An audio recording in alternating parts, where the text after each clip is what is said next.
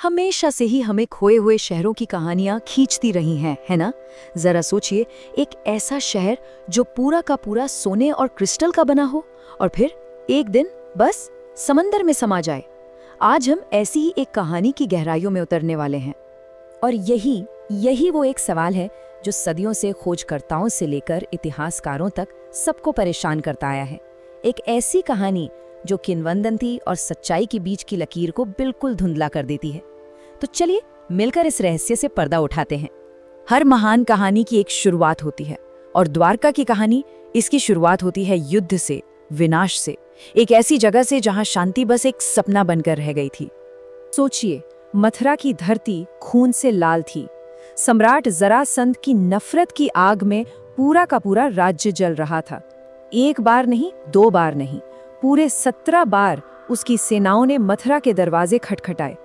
हर बार भगवान कृष्ण ने उन्हें पीछे धकेला, लेकिन शहर थक चुका था। हवा में हर वक्त बस राख और लोहे की महक घुली रहती थी। तो अपने थके हारे लोगों को देखकर कृष्ण ने एक बहुत बड़ा फैसला लिया। उन्होंने ये समझा कि असली ताकत लगातार लड़ने में नहीं, बल्कि अपने लोगों को बचाने में है। वो उन्हें एक ऐसी जगह ले जाना चाहते थे जहां दुश्मन का कोई रथ उनका पीछा ना कर सके, जहां जमीन खुद ही एक किला बन जाए। तो ऐसा कहा जाता है कि कृष्ण ने समुद्र के राजा समुद्र देव को पुकारा और फिर एक दिव्य पल में समंदर ने अपनी लहरों को पीछे खींच लिया। ये समंदर का दिया हुआ एक तोहफा था, एक नई शुरुआत के लिए जमीन का एक अनमोल टुकड़ा। और उस जमीन पर जो शहर बसा, अरे वो किसी चमत्कार से कम नहीं था। नाम था सुवर्ण द्वारका, सोने की द्वारका, जिसे खुद दिव्य वास्तुकार विश्वकर्मा ने तराशा था। इसके महल क्रिस्टल और पन्ने के थे, इतने ऊंचे कि जैसे बादलों को छू रहे हों। यहाँ के बगीचों ने कभी सर्दी देखी ही नहीं थी। ये दिव्य सुधर्मा सभा का घर था और कई दशकों तक ये वाकई एक स्वर्ग बना रहा, जिसकी रक्षा खुद सुदर्शन चक्र कर रहा था। लेकिन कहते हैं ना, किस्मत से कौन बच पाया है। स्वर्ण नगरी के विनाश के बीज वो तो कुरुक्षेत्र के महायुद्ध के बाद ही बो दिए गए थे। अपने 100 के 100 बेटों को मरा हुआ देखकर रानी गांधारी ने दुख और गुस्से में कृष्ण को यह श्राप दिया, और कृष्ण ने उन्होंने इस श्राप को एक मुस्कान के साथ स्वीकार कर लिया, क्योंकि वो जानते थे कि उनका अपना ही वंश, यादव वंश, ताकत और अजेयता के नशे में अंदर ही अंदर खोखला होना शुरू हो गया था। इस श्राप को सच होने में पूरे 36 साल लगे। सोचिए, 36 साल का लंबा इंतजार जो यादव वंश को एक तहशुदा विनाशकारी अंत की तरफ धीरे धीरे धकेल रहा था। और यादवों के घमंड ने ही इस विनाश को और तेजी दे दी।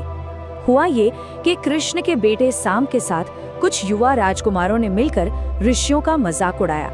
उन्होंने साम को एक गर्भवती औरत बनाया और पूछा कि ये क्या पैदा करेगी। बस फिर क्या था, गुस्से में ऋषियों ने एक भयानक भविष्यवाणी कर दी।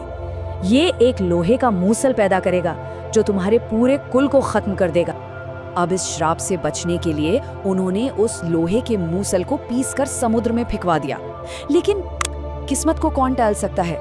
लोहे का वो बुरादा किनारे पर वापस आ गया और उससे उगे धारदार सरकंडे, जिन्हें एरिका कहते थे। और उस मूसल का एक छोटा सा टुकड़ा उसे एक मछली ने निगल लिया, जो घूम फिरकर एक शिकारी के तीर की नोक बन गया। और फिर वो आखिरी दिन आ ही गया, वो दिन जब शहर के अंदर की सड़न एक भयानक विस्फोट में बदल गई। विडंबना देखिए, यादव गए तो थे एक पवित्र तीर्थ यात्रा के लिए प्रभास पाटन, लेकिन वहां प्रार्थना करने की जगह उन्होंने शराब को चुना। शराब और घमंड के नशे में पुरानी दुश्मनी, पुराने घाव सब फिर से हरे हो गए। और एक मामूली से बहस ने एक ऐसे नरसंहार की आग लगा दी जिसे कोई बुझा नहीं सका। देखते ही देखते वो जश्न एक खूनी खेल में बदल गया। जब लड़ाई में उनके हथियार टूट गए तो हताशा में योद्धाओं ने किनारे पर उगे वही एरिका सरकंडे उखाड़ लिए। और तभी एक भयानक चमत्कार हुआ। जैसे ही उन्होंने उन सरकंडों को हाथ में लिया, वो श्रापित घास भारी भरकम लोहे के गदा बन गई। इसके बाद जो हुआ उसकी तो कल्पना भी नहीं की जा सकती। पिता ने बेटे को मारा, भाई ने भाई को काटा, जब तक कि पूरी की पूरी यादव सेना उसी रेत पर ढेर नहीं हो गई। जहां वो जश्न मनाने आए थे। अपने ही वंश को अपनी आंखों के सामने खत्म होते देखकर कृष्ण समझ गए थे कि उनका समय भी आ गया है। अब कहानी शहर और उसके बनाने वाले दोनों के आखिरी पलों की ओर बढ़ती है। कृष्ण एक जंगल में ध्यान में बैठे थे, तभी जरा नाम के एक शिकारी ने गलती से उनके पैर को हिरण समझ लिया और तीर चला दिया, और उस तीर की नोक वो उसी श्रापित लोहे के आखिरी टुकड़े से बनी थी। तीर अपने निशाने पे लगा और इसी एक पल के साथ द्वापर युग का भी अंत हो गया। ये सिर्फ एक इंसान का अंत नहीं था, ये एक पूरे युग का अंत था।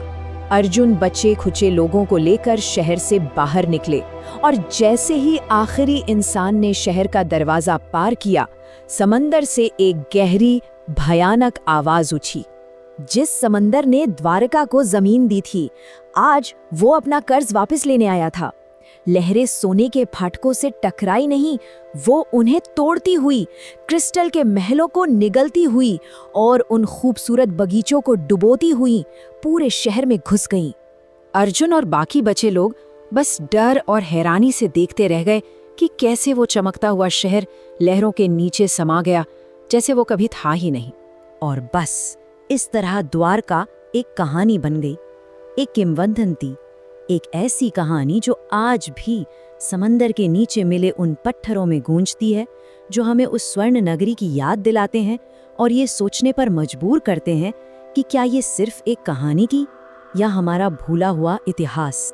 और ये हमें सोचने पर मजबूर करता है ना, कि अगर सोने का बना एक पूरा शहर सच में लहरों के नीचे गायब हो सकता है, तो समंदर की गहराइयों में और कौन कौन से रहस्य, इतिहास के कौन से पन्ने दबे पड़े हैं जो बस खोजे जाने का इंतजार कर रहे हैं।